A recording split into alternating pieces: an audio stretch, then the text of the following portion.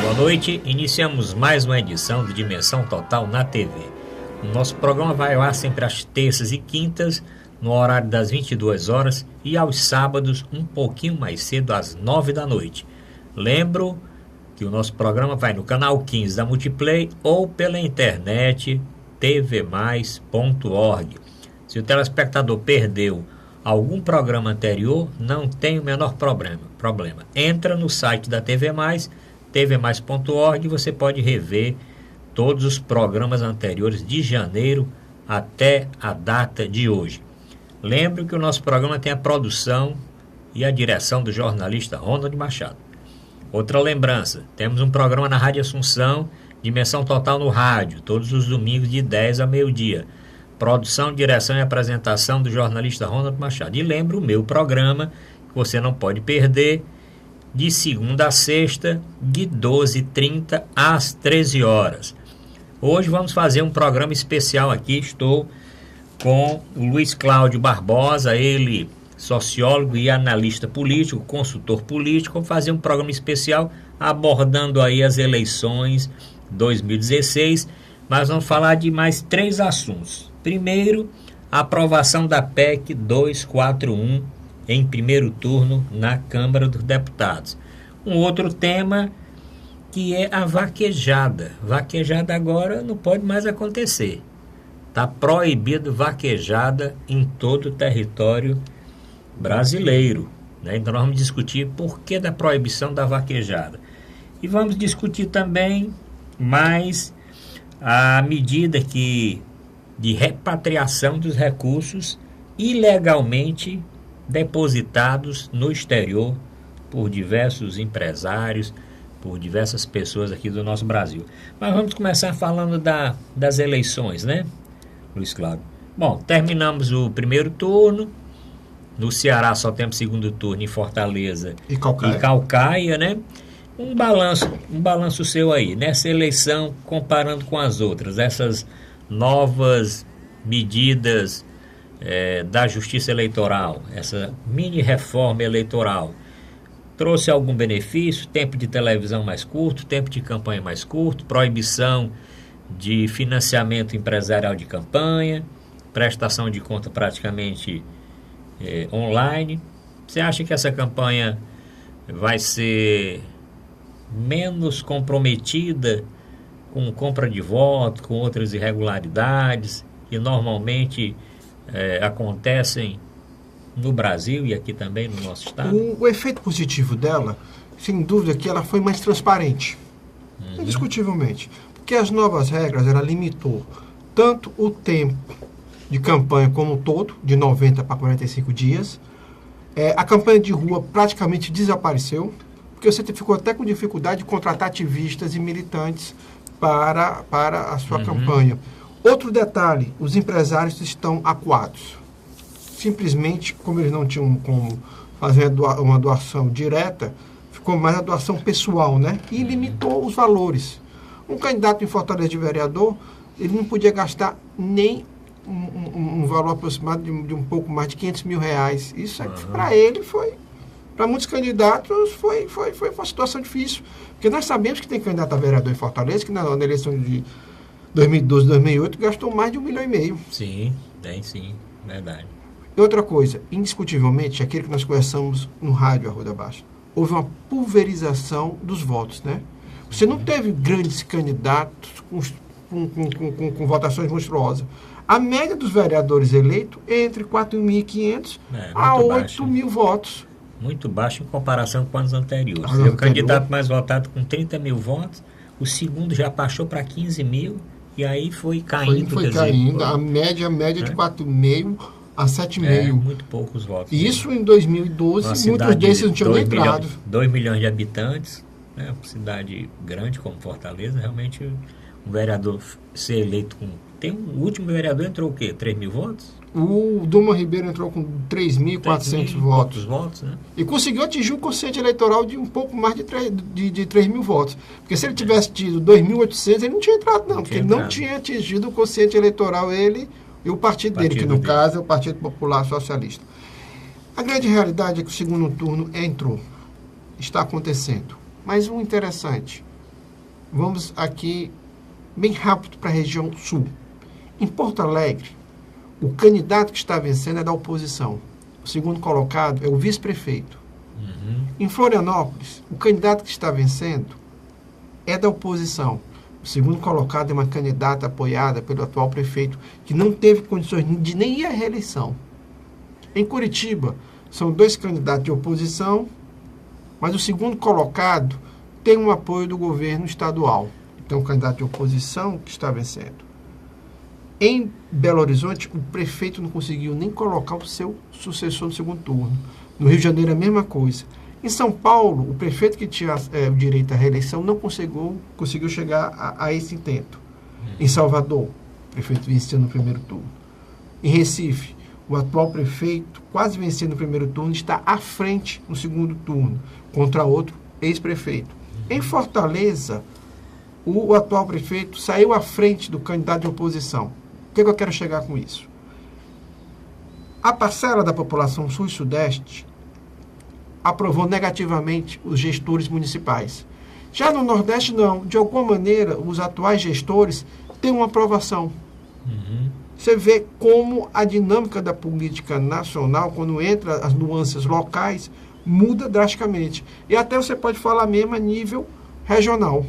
O prefeito de Teresina, São Luís conseguiram ir para o segundo turno. Quer dizer, você nota uma gestão, quando ela é aprovada, a população acredita que se deve fazer o continuismo.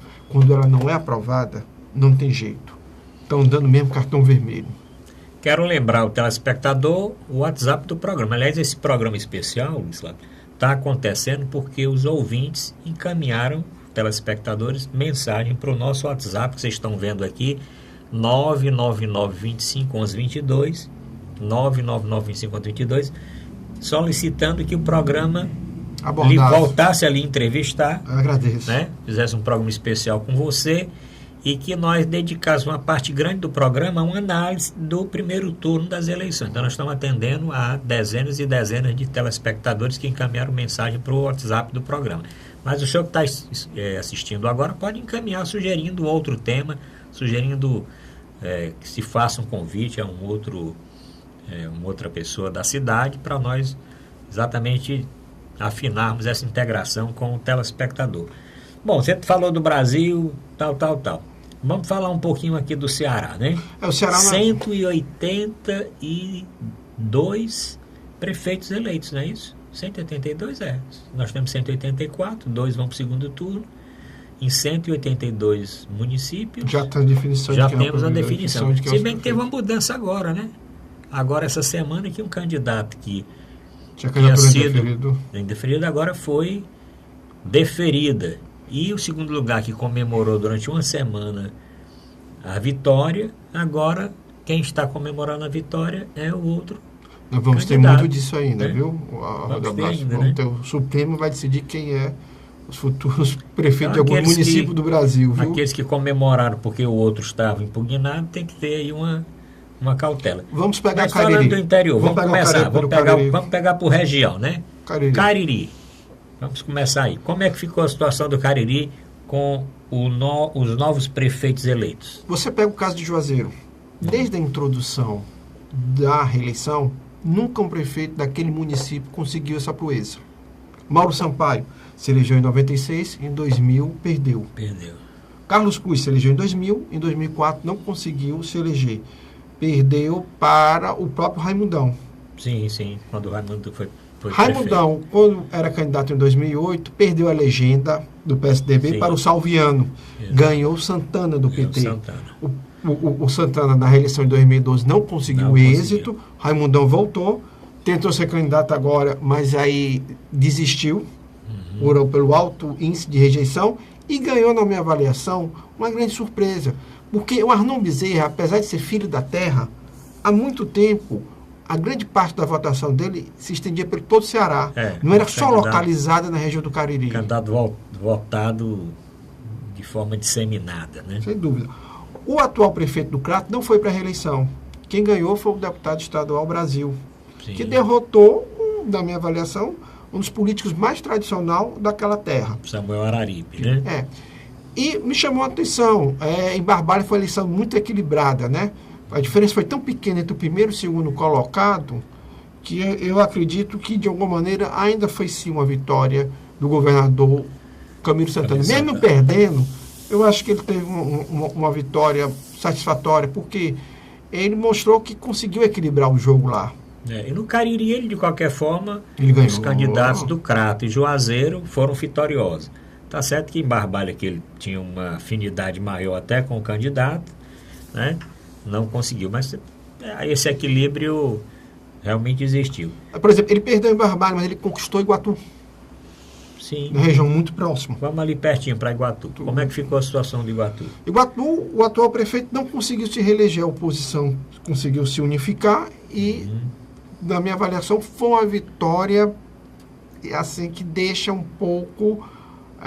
muda o tabuleiro do jogo para 2018, porque Iguatu é uma cidade estratégica. Cidade grande, né? Cidade grande. Aí você vai para Quixadá e Quixeramobim, também houve casos atípicos. Em Quixeramobim, ninguém esperava a derrota de Cirilo Pimenta. Realmente não. Então, eu e você discutimos no rádio, na televisão e nos bastidores, a gente dava certa a reeleição de Cirilo Pimenta. Botaram até o hospital para funcionar, o Hospital Regional do Sertão Central. Com certeza. Para dar um gásinho, mas não adiantou. Na minha avaliação, Quixadá foi uma surpresa, porque o grupo do Hilário Marques do PT se unificou ao grupo adversário de muitos anos. E o que aconteceu? A gente achava que a população podia não gostar dessa unificação de forças. Pelo contrário, ela aprovou e Hilário Marques está aí. O outro grupo que o Hilário Marques se juntou era de Osmar Baquite, que eram adversários ferrenhos, né? Seculares, quase. Se a gente for falar um pouco de Quixadá, Quixadá sempre teve uma questão de sempre ter dois grupos disputando o poder. Então, os dois principais grupos, como se unificaram, me chamou a atenção que o Hilário conseguiu uma vitória até para uma margem razoável para o segundo colocado. Aí você vai para uma região ali próxima, o Inhamuns. Eu vou dar exemplo de duas cidades parecidas, geograficamente, questões econômicas, tudo. Parambu e Tauá. Em Parambu, o deputado federal, Genesier Noronha, não dormiu no ponto. Houve uma grande frente contra ele, onde o governador lançou um candidato, um padre, e todo mundo achava que seria uma eleição muito difícil para Genesier Noronha reverter. Ele lançou o irmão e saiu vitorioso. Em Tauá, todos nós acreditávamos que a vitória da Patrícia Aguiar era uma certeza. Patrícia Aguiar, atual prefeita, mãe do deputado federal Domingos Neto e esposa do ex-presidente da Assembleia Legislativa, ex-vice-governador Domingos Filho. E quando abriu as urnas, por medo de sem voto, ela perdeu um município estratégico para aquele grupo político. Quer dizer, para mim foi a grande surpresa ali naquela região. Eu acho que talvez a maior surpresa tenha sido isso. Tanto que quem não estava atento na apuração nem foi ver Tauá. Tauá surgiu depois nos comentários, né? As pessoas foram para aquelas cidades em que a disputa parecia, pelo menos assim, quem estava de fora, né? Mais acirrada, não por ter pesquisa, né? Porque lá parece que Tauá a situação sempre foi meio parelha, né? Mas havia uma tendência da vitória da Patrícia, tanto que eu acho que eles não esperavam que não esperavam, tenho certeza que não. Aí você... Podem até ter dormido um pouquinho, porque dormiram muito. Time de futebol é isso, o negócio do já ganhou, eu não vou falar para os torcedores do nosso Fortaleza, né? Todos esperavam que Fortaleza passasse aí para a Série B. E merecia passar pela campanha que fez, né? Eu sou um torcedor do Ceará, mas eu não queria o Fortaleza na terceira divisão, não. É ruim o futebol cearense. Eu recebi muitas mensagens de torcedores do Ceará, dizendo o seguinte, que não queria que o Fortaleza perdesse. Um empate seria bom. Tá entendendo? Quer dizer, uma anedota que virou... Né? Tem um até que mandou um WhatsApp para mim. Arruda, não vamos torcer contra o Fortaleza. 1-1 tá bom. 1-1 tá bom, o empate tá bom, né? Mas aí é o seguinte, a psicológica influi. E outra coisa é isso, você andar de salto alto, né? Antes da vitória, comemorar antes. Né? Quer dizer, fazendo aí uma comparação entre a política e o futebol. Realmente, política não tem um negócio, eleição, por mais moderna que tem, por mais pesquisa que se fala, aqui e acolá, tem uma surpresa grande, como foi essa do Tauá. Granja porque havia uma disparidade, uma candidata com 20 anos e a outra 90. Eu acho como é que ficou lá, Graça? Graça não, Granja? Granja, a candidata do prefeito de 20 anos ganhou. Foi. Ganhou. Então foi Era esperado. Era esperado? Era esperado. E você tem Camusim, que na minha avaliação foi uma vitória pessoal do Sérgio Aguiar, o deputado Sérgio Aguiar. Sim. A partir do momento que ele elegeu a Mônica, sua esposa, porque a Mônica já tinha sido prefeita e não tinha conseguido a reeleição, tinha perdido. E ele esperou 8 anos, conseguiu elegê-la e conseguiu reelegê-la. Para quem sonha em ser presidente da Assembleia Legislativa do Estado do Ceará, para mim foi um grande passo. O deputado está esperando já há muito tempo aí na fila para ser o presidente da Assembleia, né? Já o atual presidente da Assembleia, o nosso Sim. amigo Zezinho Albuquerque, O que lançou o aconteceu em filho, Massapê? é filho e o irmão dele. Era o candidato da oposição, era o irmão dele. Então era o filho contra o Um irmão. tio. Era o tio. Sobrinho contra o tio. Quer dizer, uma situação muito atípica, né? A família ganhou, A diferença mas um foi lado pequena, perdeu. né? Também Foi foi pequena. pequena. Quer dizer, são municípios que você nota que é preciso reaver o que acontece na cidade do interior. Muitas vezes é família contra família ou a própria família se dividindo em dois ramos para disputar o poder. Já falamos de Granja, Camusim. Aí você pega aqui a região metropolitana de Fortaleza, não teve grande surpresa, né? Você vai deixar Sobral para o final? Você fala um pouquinho logo. Vamos porque- aproveitar ali e falar de Sobral logo? É porque Sobral, eu queria fazer a interligação com Fortaleza. Mas então vamos deixar Sobral. Ainda dá para esse bloco ou ainda deixa Sobral para o segundo? Vamos deixar para o segundo, Sobral, região metropolitana. Tá, né? Vamos deixar para o segundo bloco. Porque Sobral é uma questão atípica, né? É uma questão atípica, né? Enquanto o telespectador está passando uma mensagem para o WhatsApp do programa, 85 aqui no Ceará, 999251122, mande a sua mensagem que imediatamente o programa responde. Na hora que você manda a mensagem, o programa responde. Nos programas anteriores, nós tivemos a oportunidade de responder a muitas mensagens, parabenizando a direção do programa, os debatedores, sugerindo temas como é esse de hoje. Mas vamos para o nosso primeiro intervalo, é rapidozinho, voltamos já. VaptVupt.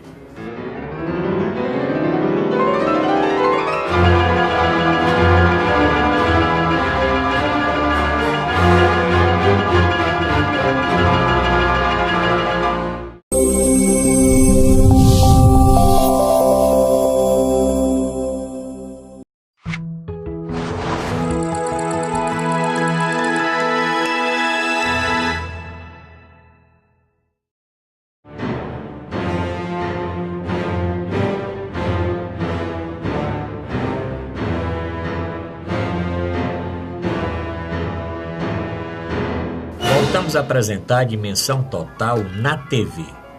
O nosso programa, não canso de lembrar, terças e quintas, 10 da noite. Sábado, um pouquinho mais cedo, 9 horas. Direção e produção do jornalista Ronald Machado. Lembro o programa de rádio, Dimensão Total no rádio. Rádio Assunção AM 620. Todos os domingos de 10 a meio-dia. Produção, direção e apresentação do Ronald Machado. E lembro também o nosso programa, o meu programa Saúde em Dia, na Rádio Assunção, de segunda a sexta, de 12h30 às 13 horas. Lembre que o nosso programa é Canal 15 da Multiplay, vai no Canal 15 da Multiplay, ou pela internet tvmais.org. Se o telespectador perdeu algum dos programas anteriores, não tem problema, pode acessar o site da TV Mais, tvmais.org, assistir quantas vezes desejar e fazer um comentário também no canal da TV Mais, no canal do YouTube, falando do programa que acabou de assistir. Lembro que nós temos agora uma comunicação direta com o nosso telespectador, que é o WhatsApp do programa, 85999251122. Bom, deixamos agora para o segundo bloco, região metropolitana, Sobral, e vamos já chegar em Fortaleza. Né? Vamos deixar Fortaleza para o final e Caucaia. né? Vamos começar a região metropolitana? Você pega, por exemplo, São Gonçalo do Amarante. São Gonçalo. O Cláudio Pinho teve uma vitória espetacular. Já era esperado também, né? Não? Era, mas eu não esperava a elasticidade do pra cá. Não esperava. Ele disputou com quem lá? Ele disputou com uma deputada estadual. E esposa de um ex-prefeito. Eu não acreditava que não era uma oposição tão desorganizada, não. Era uma oposição até que tinha um número razoável de partidos e uma base política muito forte. Quer dizer, na minha avaliação, a população de São Gonçalo apoiou a atual administração. Reconheceu o trabalho que ele fez. Porque São Gonçalo é interessante. É um dos municípios que tem uma arrecadação proporcional à prefeitura muito alta. Até por causa do PECEM e das empresas. Tudo. E lá já tem uma coisa que eu posso chamar e considerar uma nova classe média. Ainda não tem poder econômico, mas já tem um certo nível político e cultural e social. É um dado que a gente depois vai conversar com mais nuances. Aí você vem descendo para cá. Você pega, por exemplo, Maracanã deu a razão, né? Maracanã já era esperado, né? Já era esperado. A diferença lá foi grande? Demais. Apesar de que o Júlio César, filho do ex-prefeito Júlio César, se saiu muito bem. Eu acho que foi uma candidatura que demarcou um espaço. Porque a partir do momento que o Roberto Pessoa foi para serviço do atual prefeito, eu acho que ali simplesmente deixou sem condições a candidatura de oposição de ter êxito. Eu não sei se você concorda comigo. Concordo. Ficaram dois prefeitos, um ex-prefeito de 8 anos, conhecido, deputado federal, uma liderança já forte consolidada, região, já consolidada, e o prefeito que teve todo o apoio durante a gestão como candidato à reeleição. E a população ali já sabe que é uma passagem temporária. O atual prefeito ele deve renunciar e ser candidato ao deputado estadual ou federal. O final do mandato deve ser terminado por Roberto Pessoa. Até isso a população já tinha noção. E Maranguape, uma eleição atípica, né? Um prefeito, um ex-prefeito e muitas questões jurídicas em cima. Então, ainda hoje, eu acho que a definição da eleição de Maranguape talvez ainda vai ser decidida pelo Tribunal Superior Eleitoral. Você tem aqui cidades próximas. Aquiraz, vamos falar de Aquiraz, né? Para mim foi uma surpresa o prefeito né? Guimarães ter perdido aquela eleição. Eu não sei se você concorda comigo, eu achava que... Eu pensei que o Guimarães tivesse condição de ser reeleito. Ele formou um grupo bom de apoio na reeleição dele, né? Agora, ele enfrentou, na minha avaliação, um dos melhores prefeitos da história da política cearense. Edson Sá foi um bom prefeito, tanto em Eusébio como em Aquiraz. Esse é um dado que também tem que se levar em conta.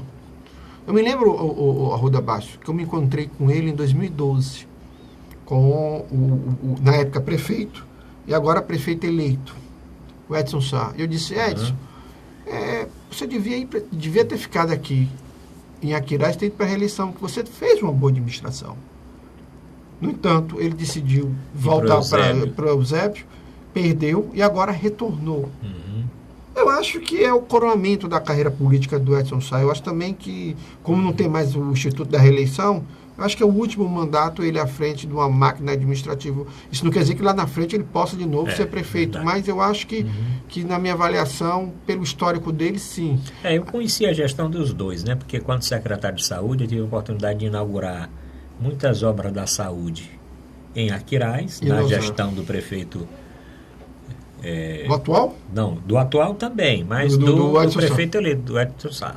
E do Guimarães também. Tive a oportunidade de inaugurar várias, inclusive levar uma policlínica para lá. Pelo menos quando deixei a secretaria, uma policlínica regional ficou destinada ao município de Aquiraz. É uma cidade bem diferente. Ela tem a sede dela histórica, antiga, muitos grupos familiares ali. Primeira capital, né, do Ceará. Mas tem problemas do interior, né, porque ela é grande, ela não é tão pequena. Município grande. Não é tão grande. Aí você vê um pouco mais para cá. Eusébio, nós sabíamos que dificilmente o Arcilon Gonçalves perderia aquela eleição. Agora ele ganhou de uma maneira muito vasta. Ele demonstrou, e interessante, elegeu-se lá e elegeu uma mulher aqui, vereadora de Fortaleza, pelo Partido Ecológico Nacional. É um detalhe. Quer dizer, o Arcilon, de alguma maneira, ele firmou os dois pés lá, mas eu acho que ele já está de olho em Fortaleza futuramente. Eu acho que ele sempre sonhou com isso. Ele foi presidente da Câmara Municipal de Fortaleza. Sim. Então, eu conheço bem o Acilon porque ele foi meu colega de turma. Nós terminamos juntos a faculdade em 79. E eu tive muita ligação com o Acilon durante o tempo que ele foi prefeito e eu secretário, como também no Júnior, que era o prefeito, sobrinho dele, né? O Júnior do Acilon, que era o prefeito depois que o Acilon não pôde mais concorrer, né? Agora, para mim, a grande surpresa foi a reeleição do prefeito de Itaitinga, o Abel. Porque eu acreditava, pelas dificuldades que ele teve no primeiro mandato, eu acho que dificilmente ele teria condições de superá-las e vencer a eleição. Pelo contrário, Abel demonstrou uma capacidade de se comunicar, principalmente com o cidadão comum de Itaitinga. Para mim foi uma grata surpresa. E ele concorreu contra o ex-prefeito, né? E outros grupos também, porque Itaitinga é uma cidade estratégica, né? Até o desenho geográfico de Itaitinga é interessante. Ela é um município pequeno, mas interligado a vários municípios ao seu redor. E isso, o que acontece? Muitos distritos daqueles municípios se socorrem indo tanto na área de saúde de Itaitinga como na área educacional. É uma cidade que futuramente precisa ser bem analisada, porque talvez Abel pode ter uma chance agora de dar um salto quantitativo e qualitativo futuramente na próxima carreira política dele. Vamos entrar em Caucaia, que eu acho que é um município... Então, Caucaia segundo turno, Fortaleza segundo turno e Sobral. E nós vamos falar também um pouquinho, eu vou lhe ajudar, do maciço de Baturité. Porque tem coisa interessante que aconteceu no maciço de Baturité. Você não quer começar pelo maciço, não? Vamos falar do maciço, né? Fique à vontade. Pronto, então maciço de Baturité. 8 municípios. Dos 8 municípios, só um prefeito conseguiu se reeleger. Agora, o porquê disso? O prefeito de Aracoiaba, o Antônio Cláudio. Bom gestor. Ele foi reeleito e foi o único prefeito. Prefeito Valso de Itapiúna não conseguiu a reeleição. A oposição venceu. O prefeito Cláudio Saraiva de Capistrano não podia ser candidato, mas o seu candidato perdeu para a oposição, para a candidata Inês, que exatamente rivalizava com ele no município. Baturité, a prefeita não conseguiu, a prefeita que estava exercendo o cargo, que era a vice-prefeita, com afastamento do prefeito, do Bosco Cigano, a prefeita Cristiana não conseguiu se reeleger. O Assis Arruda foi eleito com uma margem muito grande que não tem precedente no município. Quando você falava de uma eleição parelha, uma eleição difícil, que seria decidida até a última urna. Quando eu estava num programa de televisão e acompanhava a votação naquele município com os dados do Tribunal Regional Eleitoral, me surpreendeu. Foi uma vitória até razoavelmente fácil. O Assis, no último mês, ele ampliou muito a margem de diferença por 2 outros candidatos. A oposição ao Assis ficou dividida entre a prefeita e o segundinho, que era um outro candidato. E essa divisão, então, beneficiou muito o Assis, além da campanha que ele fez, muito propositiva, né, falando das propostas de saúde, de educação e tal. Soerguer o município, tirar o município da situação caótica que o município se encontra. Vive atualmente, que é realmente catastrófica, como se encontra a gestão do nosso município lá de Baturité. Se for subir a serra ali, só para a gente subir a serra, vamos lá, Aratuba. Né? O prefeito não conseguiu se reeleger. E a esposa do ex-prefeito, do Júlio César, foi eleita. Uma liderança tradicional, né? Liderança tradicional.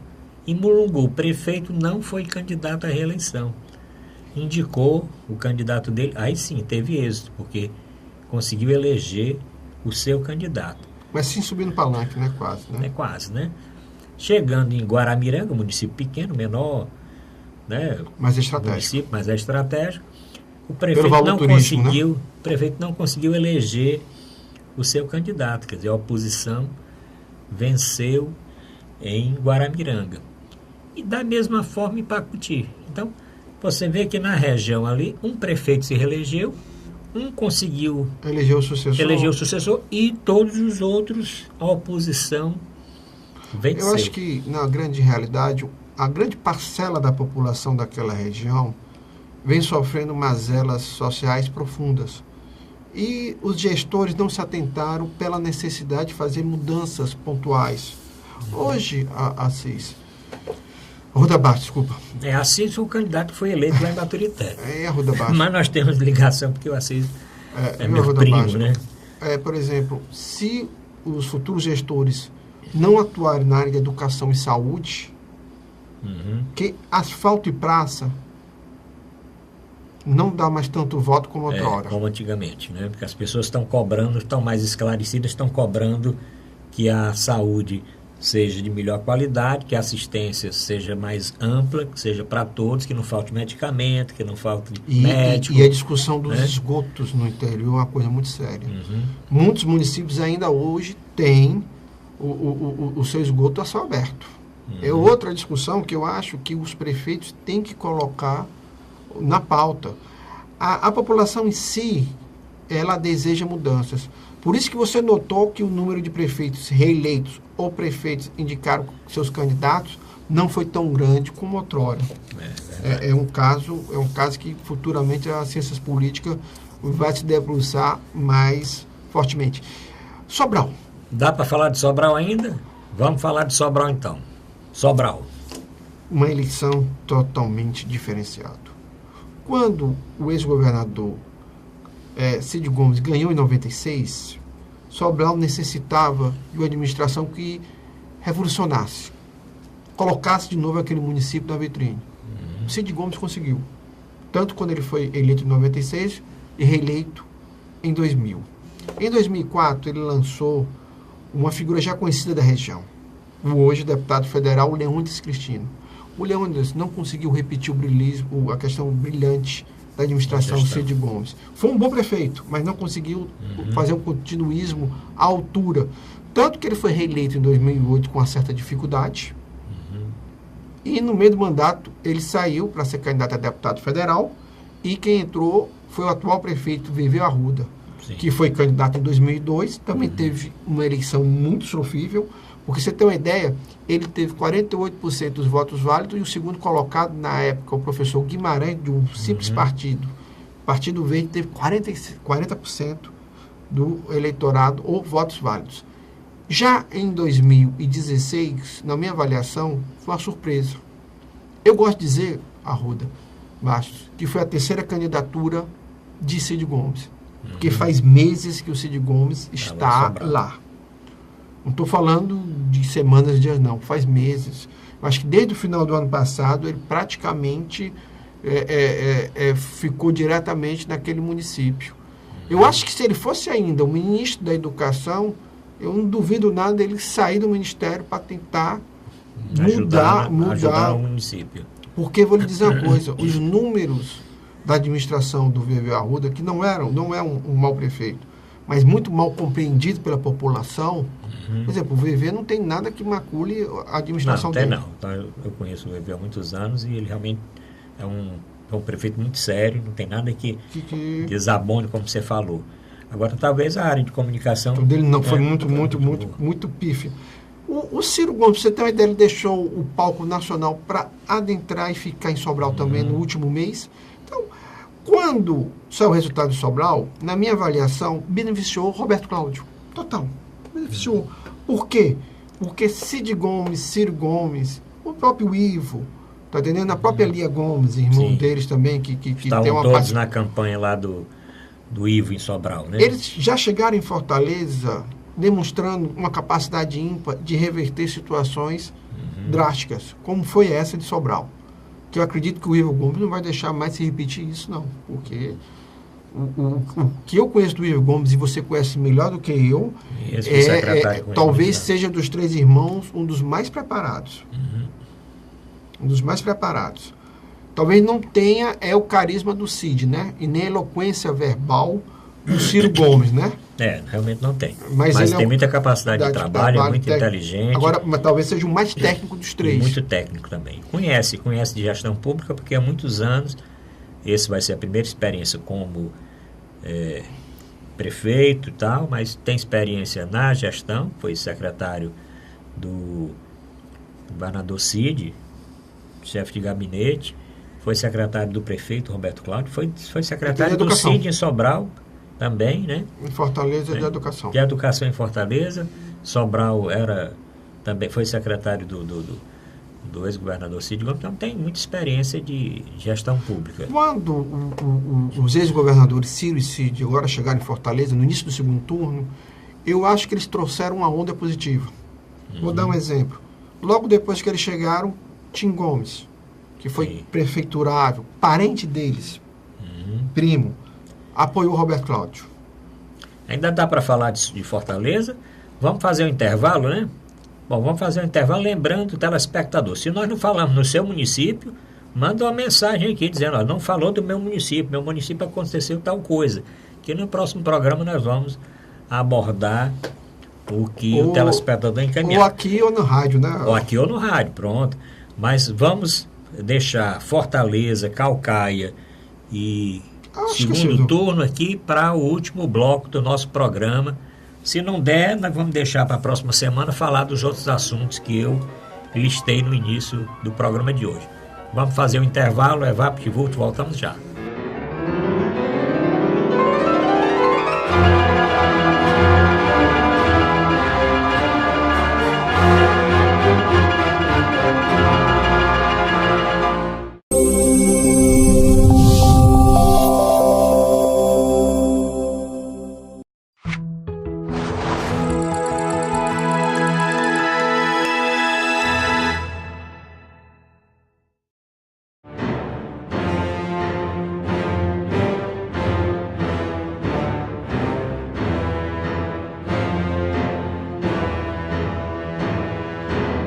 Voltamos a apresentar Dimensão Total na TV.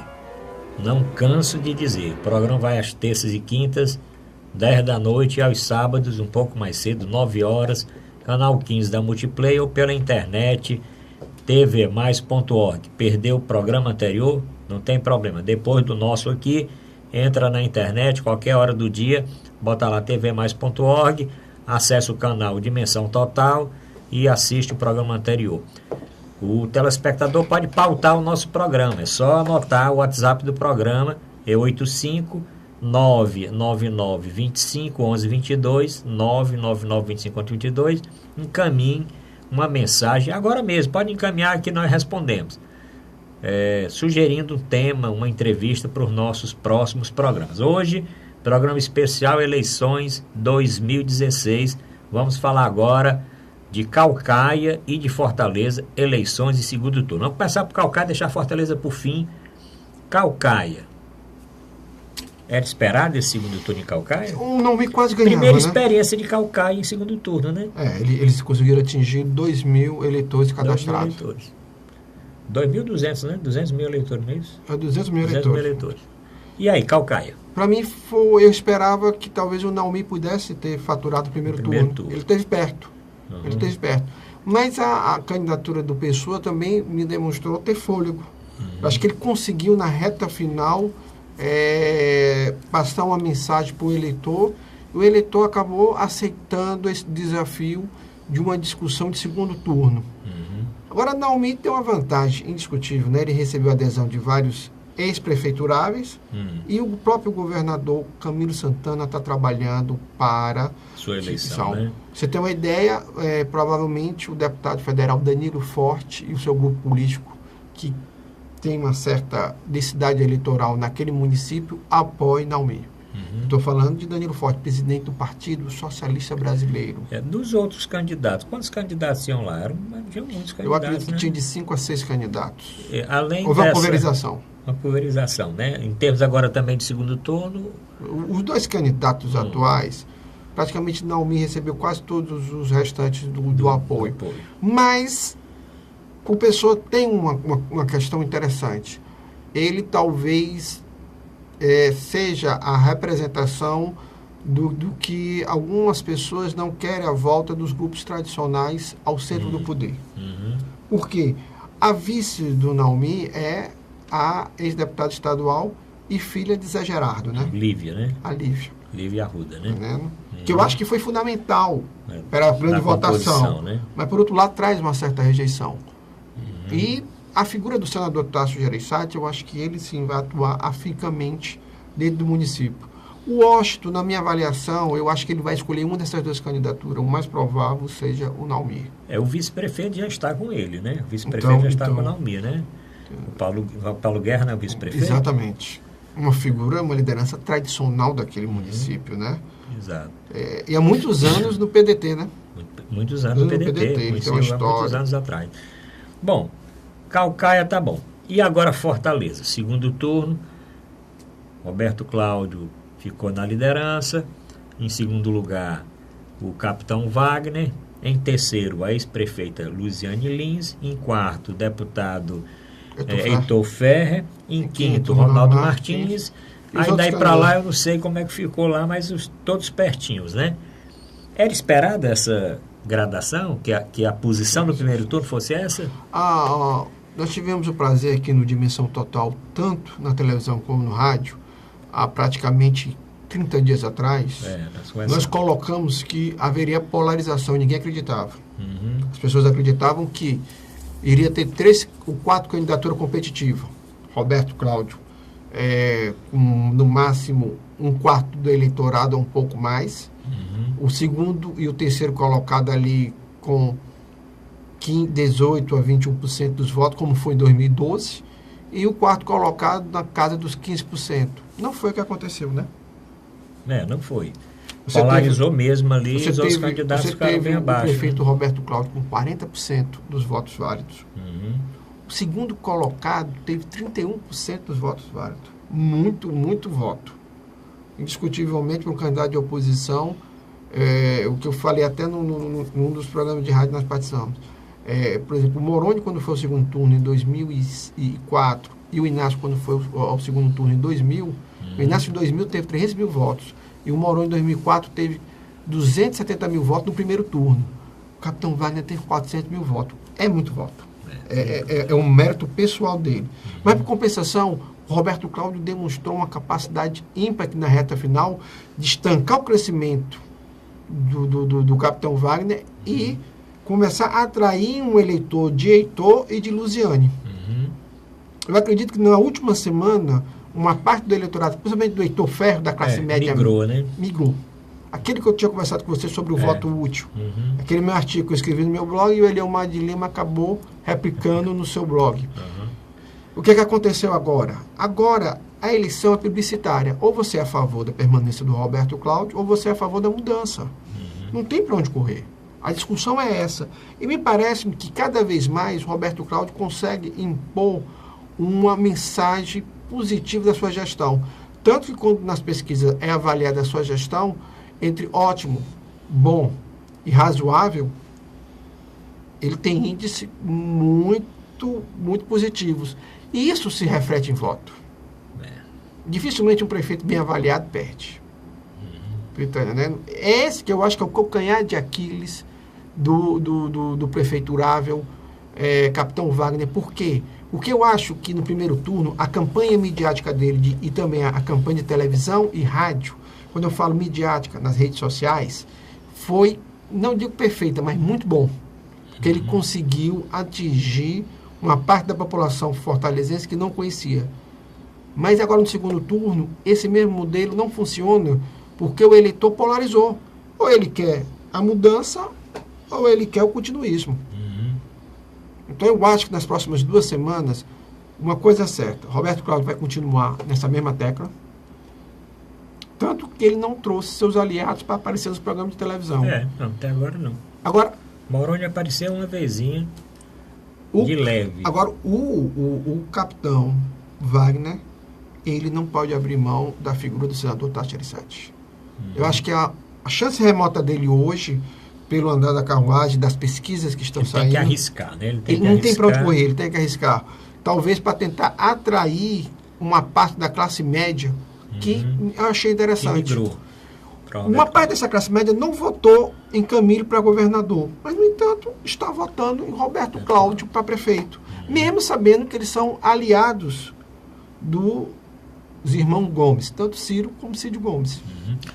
Bom, vamos falar. Esses candidatos aí que não foram para o segundo turno, vários já se posicionaram, né? Você citou o nome do Tim Gomes, Tim Gomes foi o primeiro a declarar apoio. Agora, os outros. O Ronaldo Martins foi uma surpresa. Nós conversamos no programa de rádio. O Martins perguntou que ele fosse obedecer uma decisão nacional, né? Não, ele acabou optando por uma realidade local.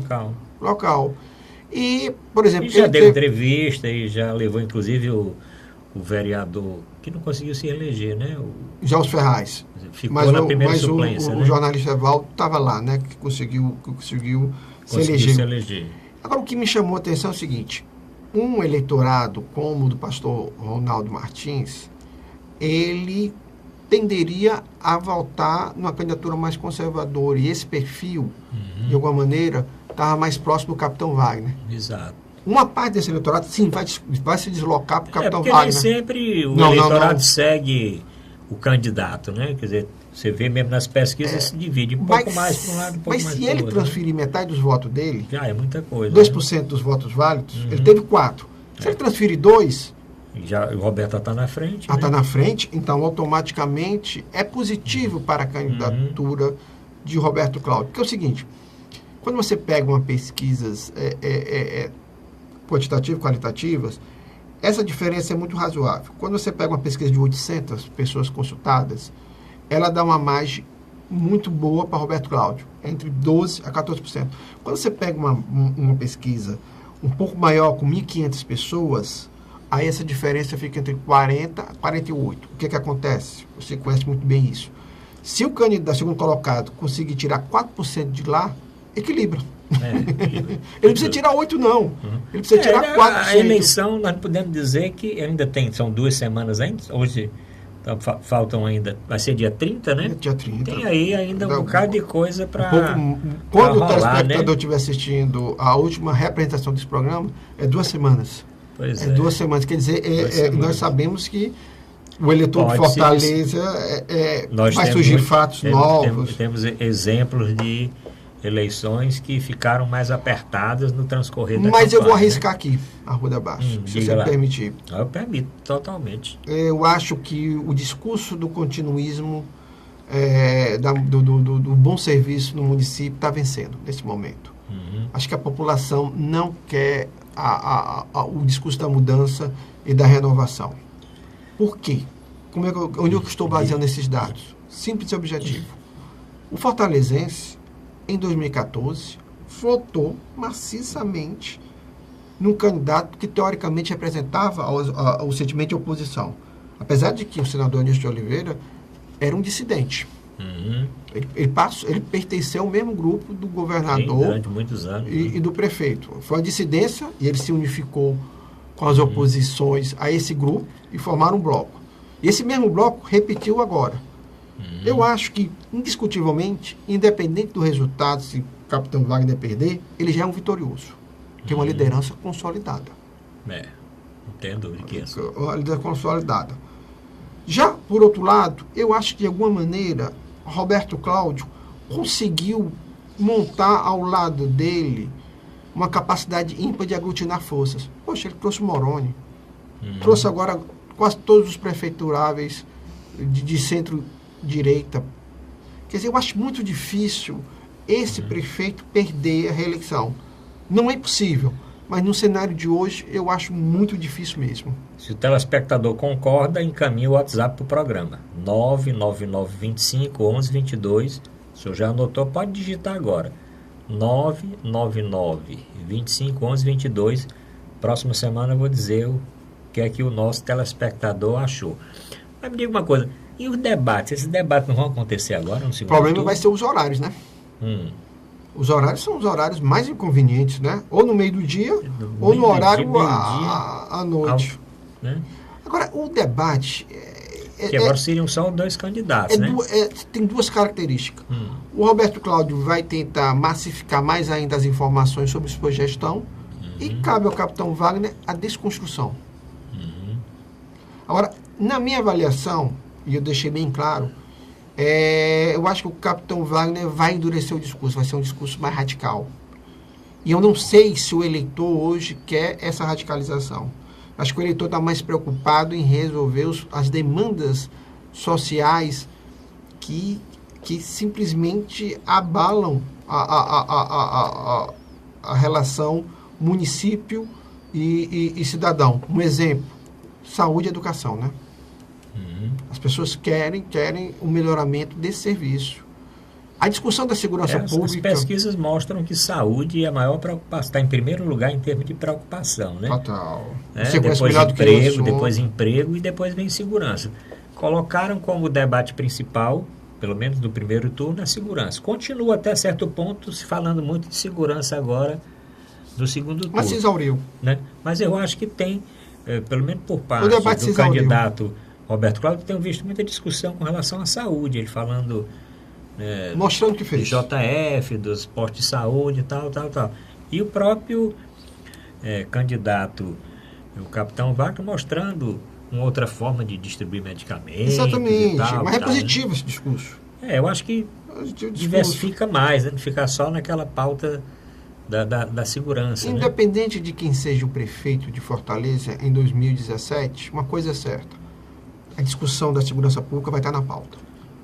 O próprio Roberto, ele também não pode mais tratar esta área como tratou na primeira gestão, não. Porque ele notou que uma parte da população quer mudanças. Então ele deve trabalhar junto com o governador Camilo Santana para tentar mudar esse quadro. E se for o capitão Wagner, tá entendendo? É uma área que ele vai dar prioridade, indiscutivelmente. Mas uma questão é certa. Nós estamos no primeiro turno da eleição para governador de 2018. Eu ia já perguntar a importância das eleições, da eleição do estado todo, em termos de divisão de forças. Bom, Fortaleza é mais ou menos isso, né? Vamos voltar e fazer agora um apanhado. Nós estamos no mesmo processo do final do segundo turno de 2014. Pronto. Esses dois grupos hoje comandam a política. Você acha que quem saiu vitorioso até agora... Claro que Fortaleza, quem vencer Fortaleza é a joia da coroa, né? O partido que vencer Fortaleza, ou o grupo político que vencer a eleição em Fortaleza, pode até perder alguma coisa no interior, porque compensa devido ser a capital. Existe a vitória moral e a derrota moral. Mas no interior até agora, se abstendo aí Caucaia e Fortaleza, como é que ficou essa divisão no estado do Ceará em termos de blocos políticos? Não ficou tão aqui distante, não. Até não. Que, por exemplo, você pega o bloco do PSDB, do PR, do PMDB, do Solidariedade, tiveram vitórias em municípios importantes. O bloco governista, formado principalmente pelo PDT, pelo PTB, pelo PP e outros partidos, que é uma base mais ampla, tiveram também vitórias importantes. Eu gosto de dizer que equilibrou. Está mais equilibrado, né? Então, o que acontece, na minha avaliação, e talvez você concorde comigo, de alguma maneira, vai se repetir o que se repetiu em 2014. Um candidato com um pouco mais de 50% dos votos, e outro candidato com mais de 45%. Eu acho que a tendência da polarização na política cearense vai permanecer por muito tempo. Eu acho que nós não temos mais espaço para a terceira via, Sim. ou o terceiro grupo. O que me chamou a atenção, para falar bem rapidamente, por causa do tempo, o presidente estadual do Partido Socialista Brasileiro... Sim, faltava falar isso aí, né? Como é que o Heitor fica nesse segundo turno? O presidente do Partido Socialista Brasileiro, do estado de Ceará, o deputado federal Danilo Forte, declarou apoio ao prefeito Roberto Cláudio. E o candidato Heitor? Eu acho que o Heitor... Porque o Heitor tem um negócio assim, o partido às vezes declara, como foi no caso do PDT, declara e ele não declara. Embora ele tenha dado entrevista que seguiria, dessa vez, a decisão que o partido tomasse. Eu acredito, quando o telespectador estiver assistindo nosso programa, principalmente o último, é bem capaz do Heitor já ter até falado algo nesse sentido. Eu acho que o Heitor, na minha avaliação, não tem para onde correr, não. Apesar do processo de enfrentamento ao grupo dos irmãos Gomes, tanto Ciro como Cid e o próprio Roberto Cláudio, que faz parte, eu acho que ele vai acabar cedendo à orientação do partido e apoiando também Roberto Cláudio. Até porque a votação dele foi muito menor do que em relação a 2012. Sim, eu acho que se ele não tomar um posicionamento, ele não tem esse espaço para desagradar a AOB. Porque ele tinha esse espaço em 2012. Apesar de que nós sabemos que praticamente ele deu um apoio informal na época ao candidato do Partido dos Trabalhadores, Eumano de Freitas. Mas o interessante é o seguinte, o deputado federal Danilo Forte, presidente do PSB, apoiando Roberto Cláudio, ele abre uma porta de entrada também no governo estadual do governador Camilo Santana. Por quê? Porque ele já tem feito uma parceria com o governo estadual, criando pontes com o atual governo federal. Isso é uma coisa interessante. Do outro lado da prefeitura, tem uma figura muito importante, que é o empresário Alexandre Pereira, que é presidente do Partido Popular Socialista, que também tem trânsito livre em Brasília, junto ao Planalto. Eu acho, de alguma maneira, o Roberto Cláudio vai ser beneficiado, porque vai ter essas lideranças que poderão ajudá-lo caso ele se reeleja. E o próprio Camilo também vai procurar usar esses dois partidos, PSB e PPS, para criar também pontes com o governo federal, porque é necessário. Independente aqui da questão, vão diminuir as áreas de atritos. Por que isso eu estou falando? Eu não tenho dúvida que Ciro Gomes é presidencial.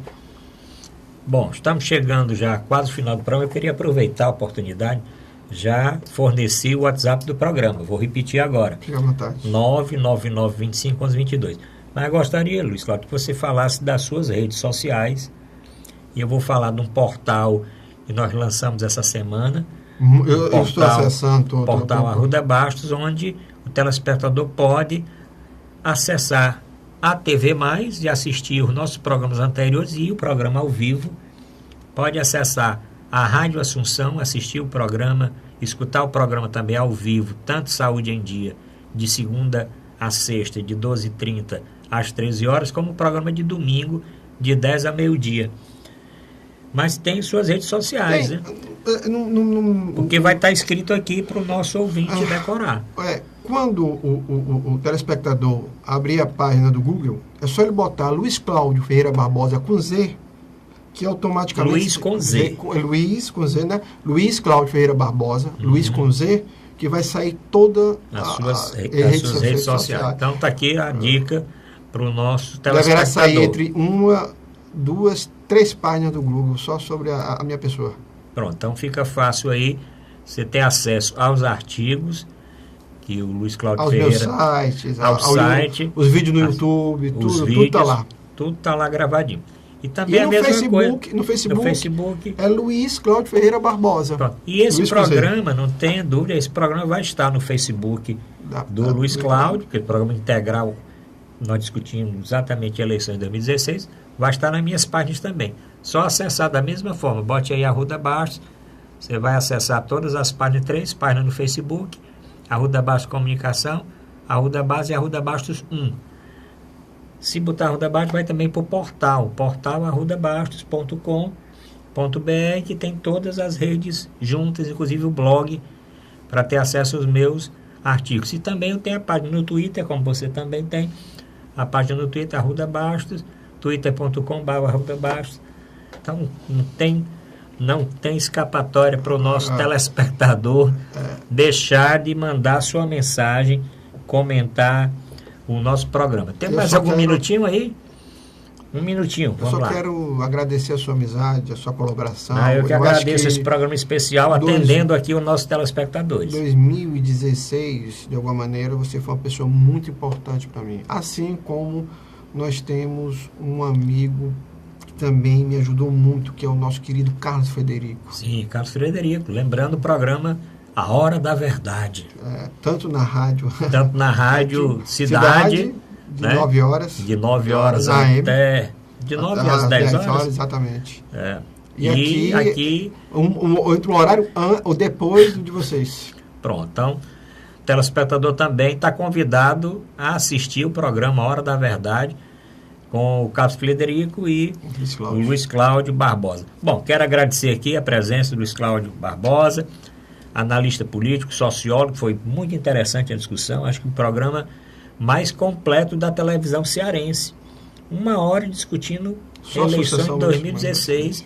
Vamos aguardar o resultado, porque o Luiz Cláudio acertou quase tudo do primeiro turno, ou tudo. Não, quase tudo. Por exemplo, uma cidade como Quixeramobim, nós erramos. Pronto. Então, errou em Quixeramobim, porque tem que sempre errar alguma coisa, porque exatamente para confirmar a regra tem que ter uma exceção, né?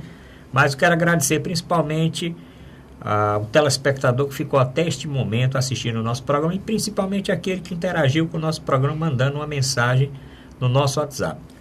Obrigado, Luiz Cláudio. Eu que lhe agradeço. Obrigado, telespectador, e até o nosso próximo programa.